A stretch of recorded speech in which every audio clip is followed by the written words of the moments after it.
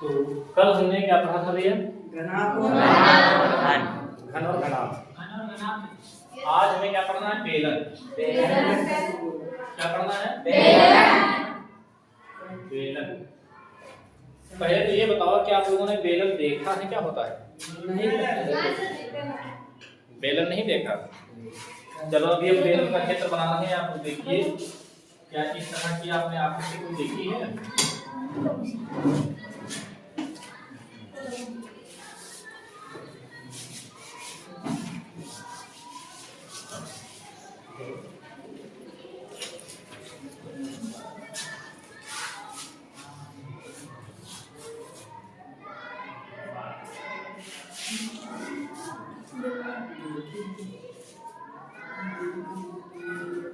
क्या इस तरह की आकृति आपने कहीं देखी है? कोई गोल डिब्बा, गैस सिलेंडर, या ये मार्कर, या फिर ड्रम देखा है? है नहीं? ये सभी क्या होते हैं? बेलन। बेलन को इंग्लिश में कहते हैं सिलेंडर। क्या कहते हैं? सिलेंडर। देखिए बेलन के बारे में हम आपको पहले तो ये बताएंगे कि बेलन जो होता है उसकी ये जो दूरी होती है बीच की, ये सीधी सीधी चौड़ाई, इसे हम कहते हैं व्यास।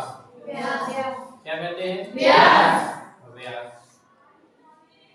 जैसे आप बेलन को ऊपर से देखोगे, ड्रम को ऊपर से देखोगे तो ऐसा गोल गोल ढक्कन दिखेगा। ऐसे तो गोल गोल ढक्कन दिखेगा। इसमें ये जो होता है ढक्कन में सबसे लंबी दूरी जो होती है इसे कहते हैं व्यास। क्या कहते हैं? व्यास। और इसकी आधी दूरी को क्या कहते हैं? त्रिज्या। मतलब ये पूरा व्यास है और अगर हम बीच से ऐसे कर दें तो ये जो होगी, ये वाली दूरी त्रिज्या कहलाएगी। क्या कहलाएगी? त्रिज्या। और इसकी सीधी ऊंचाई जो है इसी को ऊंचाई कहते हैं। ऊंचाई को h से लिखते हैं और त्रिज्या को r से लिखते हैं। ऊंचाई को h से लिखेंगे, त्रिज्या को r से। अब इस मार्कर का हमने देखो कैप बंद कर दिया। अब अगर पूछा जाए कि ये क्या है तो ये घन और घनाभ नहीं है। घन घनाभ के बारे में आप पढ़ चुके हो। लेकिन ये बेलन है। क्यों बेलन है? क्योंकि देखो गोल है। तो ये इसकी ऊंचाई हो गई और ये इसके बीच का ये जो होता है ये चौड़ाई, इसे हम व्यास कहेंगे और व्यास का आधा त्रिज्या कहेंगे। ठीक है। ये जो एक हिस्सा दिख रहा है आपको सामने से, या इधर से देख लो ये वाला, इसको हम कहते हैं आधार का क्षेत्रफल। क्या कहते हैं? आधार का क्षेत्रफल। मतलब इसमें आधार के क्षेत्रफल दो होते हैं। एक के नीचे होता है आधार का क्षेत्रफल, आधार का क्षेत्रफल, और एक ऊपर भी होता है आधार का क्षेत्रफल।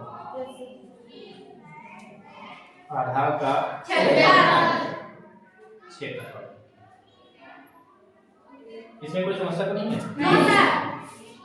हम अगर ये बात करें सबसे पहले बेलन की त्रिज्या की, अगर हमें निकालना पड़ जाए बेलन की त्रिज्या, तो बेलन की त्रिज्या बराबर होता है व्यास बटे 2। क्या होता है? व्यास बटे 2।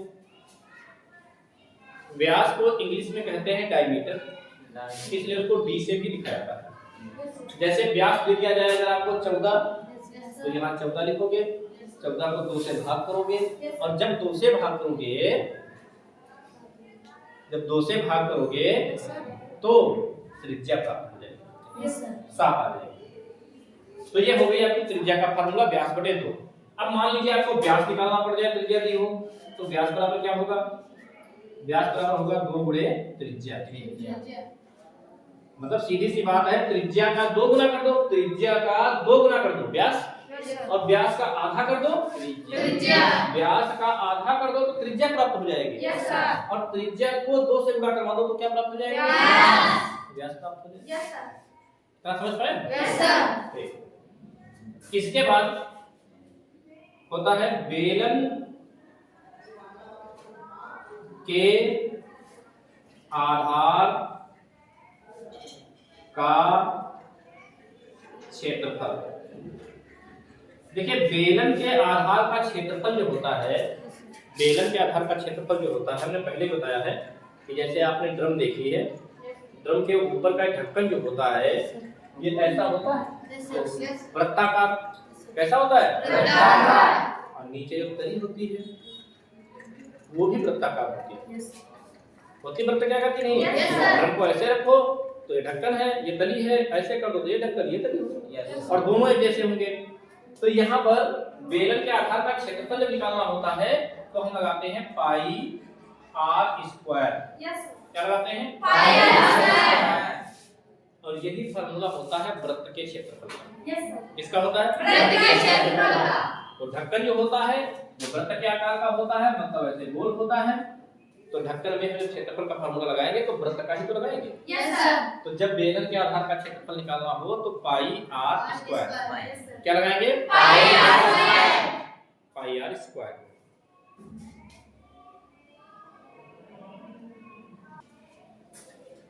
अच्छा, बेलन के आधार का क्षेत्रफल के बाद अगर हमें कुछ फार्मूला लिखना है तो वो लिखना है बेलन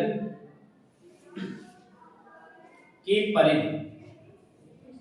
बेलन की परिधि। अब बताइए परिधि क्या होती है? पता है आपको? नहीं पता है?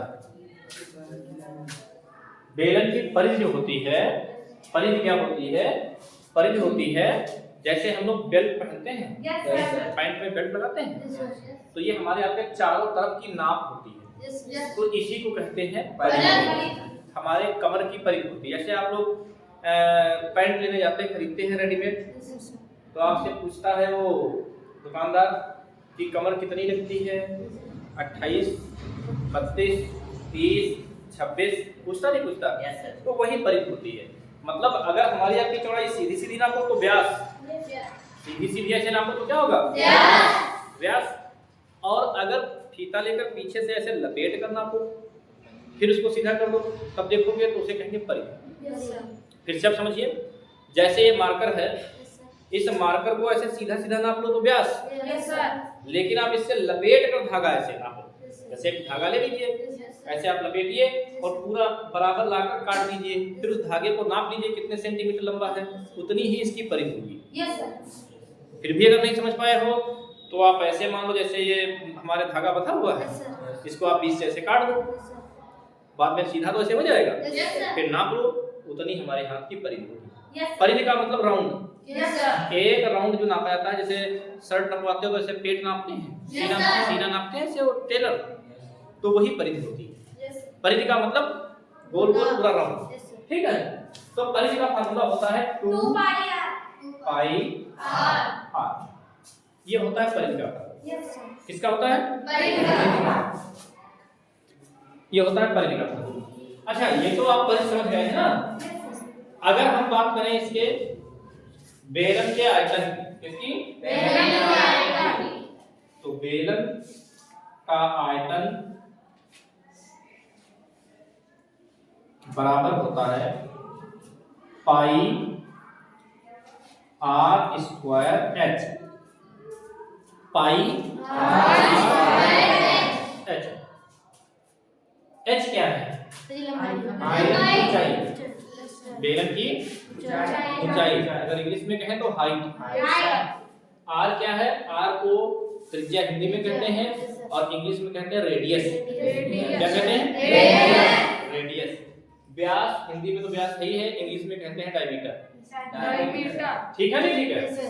तो बेलन का आयतन आखिर क्या होता है? जैसे हमने बताया आपको कि आधार का क्षेत्रफल ढक्कन हो गए, ऊपर का अलग है, नीचे का अलग है, लेकिन ये जो आयतन का फार्मूला हमने बताया, आयतन क्या होता है?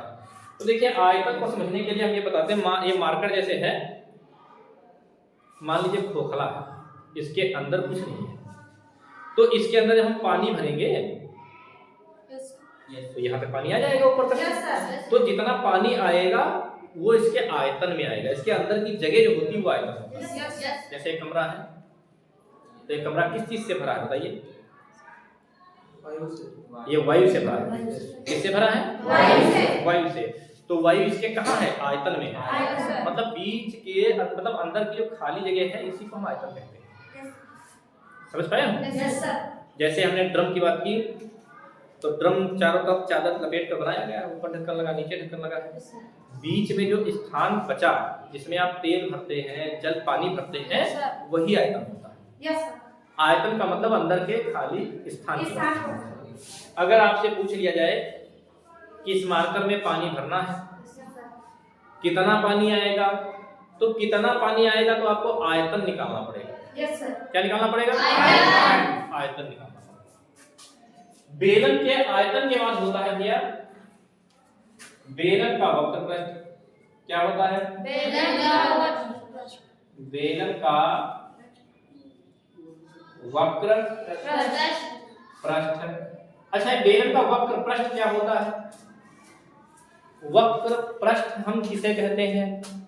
तो बेलन का वक्र पृष्ठ जो होता है, ड्रम जो होती, ड्रम का ऊपर का ढक्कन छोड़ दो, नीचे की तली छोड़ दो, साइड का जो किनारा बचता है वही इसका वक्र पृष्ठ होता है। आसान शब्दों में कहें तो ये मार्कर जो है, इस मार्कर के ऊपर का हिस्सा छोड़ दीजिए, नीचे का हिस्सा छोड़ दीजिए, चारों तरफ इसका जो हिस्सा बचा ये वाला होता है वक्र पृष्ठ। अगर आपको वक्र पृष्ठ निकालना है तो ये वाला ढक्कन नहीं जुड़ेगा, क्षेत्रफल ढक्कन का नहीं जुड़ेगा, और ये नीचे वाली तली जो है ये भी नहीं जुड़ेगी, केवल इसके चारों तरफ का राउंड। अब जैसे क्वेश्चन क्या होगा कि आपको एक ड्रम दी गई है, बेलनाकार ड्रम है, तो ड्रम के चारों तरफ आपको ड्रम को पेंट करना है, लेकिन ऊपर का ढक्कन नीचे का ढक्कन नहीं पेंट करना है। तो आप निकालेंगे वक्र पृष्ठ। क्या निकालेंगे? वक्र पृष्ठ। तो वक्र पृष्ठ का फार्मूला क्या होता है? 2 पाई आर एच। क्या होता है? 2 पाई आर एच। तो 2 पाई आर एच हो गया बेलन का वक्र पृष्ठ। अब मान लीजिए निकालना पड़ जाए बेलन का संपूर्ण पृष्ठ। क्या निकालना पड़ जाए? बेलन का संपूर्ण पृष्ठ निकालना पड़ जाए बेलन का संपूर्ण पृष्ठ। तो बेलन का संपूर्ण पृष्ठ क्या होता है? बेलन का संपूर्ण माने पूरा। ये वक्र पृष्ठ भी, ये ऊपर का ढक्कन भी, और नीचे की तली भी। ड्रम जो है, ड्रम आपको दी गई है और कह दिया जाए इसका संपूर्ण पृष्ठ पेंट कर दीजिए, संपूर्ण पृष्ठ पेंट कर दीजिए। तो आप ये वक्र पृष्ठ पेंट करेंगे और ये ऊपर का ढक्कन पेंट करेंगे, नीचे की तली भी पेंट करेंगे, तब संपूर्ण पृष्ठ बनेगा। और संपूर्ण पृष्ठ में होता क्या है? संपूर्ण पृष्ठ में ये वक्र पृष्ठ होता है, ऊपर का ढक्कन जोड़ दो, क्षेत्रफल ढक्कन का, और नीचे के ढक्कन का भी क्षेत्रफल जोड़ दीजिए। तो जोड़ने के बाद जो फार्मूला बनता है वो बनता है 2 पाई आर, 2 पाई आर, और ब्रैकेट में h प्लस ये बनता है फार्मूला। कैसे आया है? अगर आप चाहो तो वक्र पृष्ठ में आधार का क्षेत्रफल 2 बार जोड़ो। भाई जैसे बेलन है, तो बेलन के चारों तरफ का एरिया जो है ये वक्र पृष्ठ। तो वक्र पृष्ठ क्या होता है? यहाँ पर फार्मूला निकालना बता देते हैं। बेलन का संपूर्ण पृष्ठ, बेलन का संपूर्ण पृष्ठ बराबर, देखो वक्र पृष्ठ, तो वक्र पृष्ठ क्या है? 2 pi r H, 2 pi r h plus बेलन के ऊपर के ढक्कन का क्षेत्रफल जोड़ो, और आधार का क्षेत्रफल कितना होता है? Pi r square. तो क्या करेंगे? पाई आर स्क्वायर प्लस एक नीचे तली भी तो है उसी आकार की, उतने ही साइज की। भाई ड्रम का ऊपर इतना बड़ा ढक्कन होता है, उतने तो नीचे तली होती है, तो उसका भी तो आधार का क्षेत्रफल जोड़ोगे, क्या हो जाएगा? पाई आर स्क्वायर। अब देखो इसमें कॉमन क्या मिल रहा है? अगर आप चाहो तो इसको जोड़ सकते हो, जोड़ दें। देखो 2 pi r h plus pi r square मिलके हो जाएगा 2 पाई आर स्क्वायर। भाई pi r square 2 pi r square. जैसे आपसे कह रहे हैं x प्लस x कितना होता है? 2 अपने आप इंग्लिश में आ गया। वैसे ही पाई आर स्क्वायर मिलके 2 पाई आर स्क्वायर। अब इसमें कॉमन ले लीजिए, कॉमन क्या मिल रहा है? 2 पाई आर।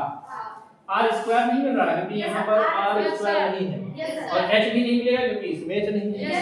तो 2 पाई आर कॉमन लेंगे तो 2 से 2 कट जाएगा, पाई से पाई कट जाएगा, आर से आर कट जाएगा, क्या बचेगा तो ये प्लस 2 से 2 कटेगा, पाई से पाई कटेगा, आर से आर स्क्वायर कटेगा, क्या बचेगा 2 पाई आर ब्रैकेट में प्लस आर। देखो ये फॉर्मूला है। तो ये हो गया संपूर्ण पृष्ठ, बेलन का संपूर्ण पृष्ठ, बेलन का संपूर्ण पृष्ठ हो गया। क्या हो गया बेलन का संपूर्ण पृष्ठ। देखिए इसके बाद होता तो खोखला बेलन भी है, खोखला सिलेंडर भी होता है, लेकिन वो शायद आपकी बुक में दिया नहीं गया है तो उसको हम नहीं बताएंगे। अब हम आपको पढ़ा रहे हैं शंकु। क्या पढ़ाएंगे शंकु।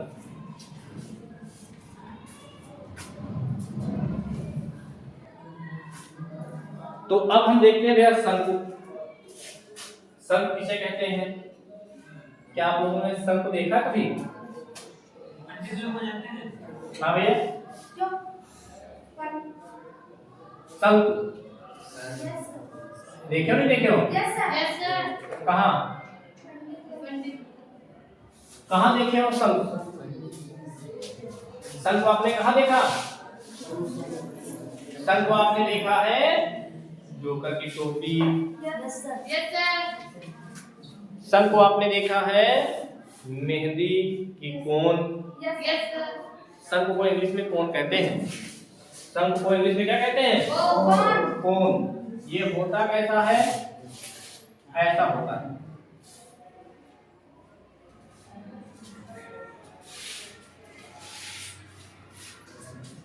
ऐसा होता है ऐसा।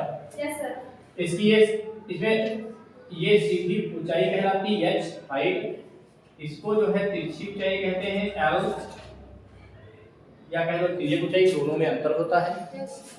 ये पूरी डिस्टेंस जो होती है इसे कहते हैं व्यास। क्या कहते हैं? व्यास।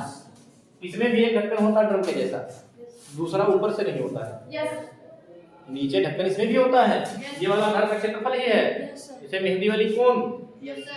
आइसक्रीम खाए हो? वो भी यही होती है।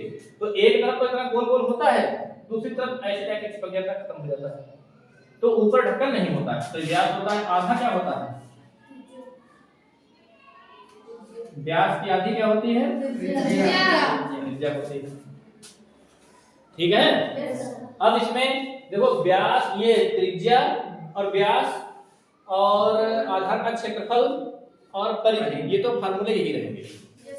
इन फार्मूलों में कोई बदलाव नहीं होगा। बदलाव अगर होगा तो वो होगा शंकु का आयतन। सबसे पहले देखेंगे शंकु की तिर्यक ऊंचाई। शंकु की तिर्यक या तिरछी, दोनों एक ही चीज है। तिरछी या तिर्यक ऊंचाई L बराबर under root h square plus r square. h क्या है? ऊंचाई। r क्या है? त्रिज्या। r क्या है? त्रिज्या। जब आपको तिरछी ऊंचाई निकालनी हो तो आप ये फार्मूला लगाएंगे। फिर क्या आएगा? शंकु का आयतन। क्या आएगा? शंकु का आयतन। शंकु का आयतन। शंकु का आयतन क्या होता है? शंकु का आयतन होता है 1/3। क्या होता है? 1/3 पाई r स्क्वायर h। ये r लिखा हुआ है, पाई r स्क्वायर h। यहाँ क्या था? पाई r स्क्वायर h, वहाँ 1/3 बढ़ गया। 1/3 पाई r स्क्वायर h। शंकु का वक्र पृष्ठ क्या होगा? शंकु का वक्र पृष्ठ, शंकु का वक्र पृष्ठ होगा भैया पाई आर एल। क्या होगा? शंकु का वक्र पृष्ठ होगा पाई आर एल। अच्छा, शंकु के वक्र पृष्ठ के बाद में अगर बात आती है तो वो आती है शंकु के संपूर्ण पृष्ठ की। किसकी आती है भैया? शंकु के संपूर्ण पृष्ठ की। शंकु का संपूर्ण पृष्ठ क्या होता है? पाई आर ब्रैकेट में l प्लस आर। शंकु का संपूर्ण पृष्ठ होता है, शंकु का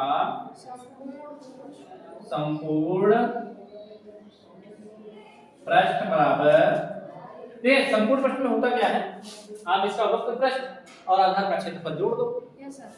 हो जाएगा। कैसे? जैसे pi r l plus pi r square. देखो बेलन में दो आधार के क्षेत्रफल थे, एक नीचे और एक ऊपर, लेकिन इसमें एक ही है तो एक ही बार जोड़ेंगे पाई आर स्क्वायर, दूसरी बार नहीं जोड़ेंगे। इसमें जो कॉमन मिल रहा है कॉमन ले लीजिए। क्या पाई आर कॉमन मिल रहा है, बचेगा क्या एल प्लस आर बचेगा, एक आर कॉमन निकला, एक आर बच गया। ये है शंकु का संपूर्ण पृष्ठ, शंकु का संपूर्ण पृष्ठ। अच्छा आधार का क्षेत्रफल हमने बताया यही रहेगा पाई आर स्क्वायर, परिधि यही रहेगी 2 पाई आर, और व्यास और त्रिज्या के फार्मूले वही रहेंगे। इसमें कोई समस्या करने में नहीं है।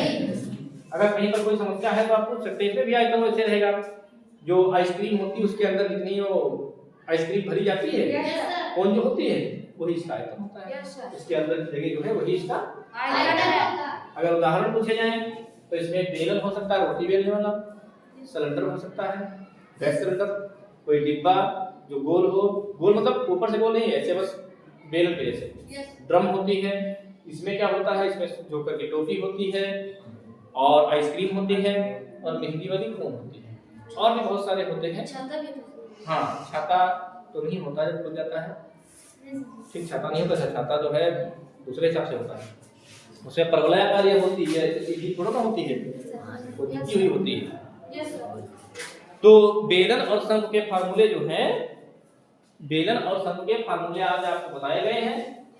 कल आपको इससे संबंधित कुछ एक दो सवाल लगवाए जाएंगे, प्रैक्टिस करवाई जाएगी, उदाहरण बताए जाएंगे, उसके बाद आप एक्सरसाइज लगाना शुरू करेंगे। ठीक है।